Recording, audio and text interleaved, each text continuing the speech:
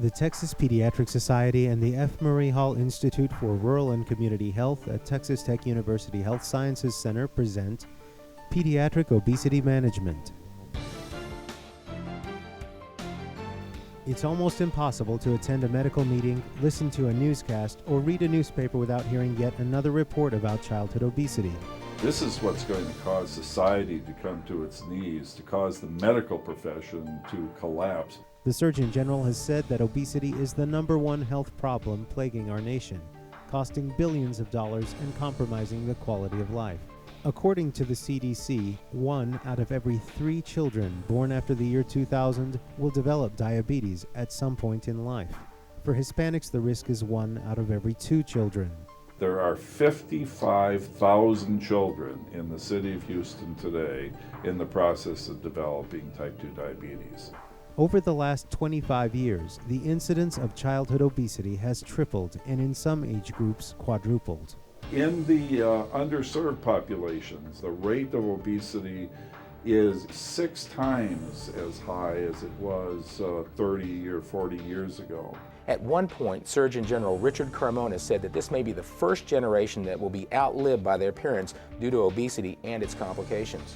We know it's a problem, but addressing obesity takes too much time and there are reimbursement issues. It's easy to get discouraged when trying to help a family with an overweight child because obesity has so many causes. Primary care providers must take on the bulk of the role of the management of these children. It's hard to know where to start, but before we can start providing solutions, we need to understand how the problem is developed in the first place. The family quite often is struggling with the same problem that the child is. Obesity is a sensitive topic for many families. And you have to encourage family change. Our built environment often does not encourage physical activity. Some neighborhoods don't have sidewalks. Others are built relying on automobile transportation between key establishments like the home and grocery store. And other neighborhoods lack outdoor recreational facilities and parks, or they're just unsafe and dangerous. Our lives are more sedentary. We're eating more meals away from home, and the meals we consume are larger and higher in fat and calories. Our children have more access to junk food than ever before. Not going to be enough livers available to treat 15% of the obese children. Numerous journals cite the rise in pediatric obesity since the 1990s. I mean, we've never seen these diseases in the past. Comorbidities, which used to be all but absent in the pediatric population, are now common. Diabetes, hypertension, hyperlipidemia, liver and kidney problems, orthopedic problems, and asthma.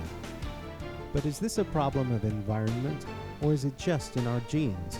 Well, of course our genes play a role, but genes haven't changed in the last 30 years. Obesity has always been here, but it's been at a very low prevalence. Childhood obesity, which is on the rise and we all realize is an epidemic. An epidemic now in our country. 20% of our children are now defined as obese. There's some very real barriers to taking on the challenge of obesity in our daily practice.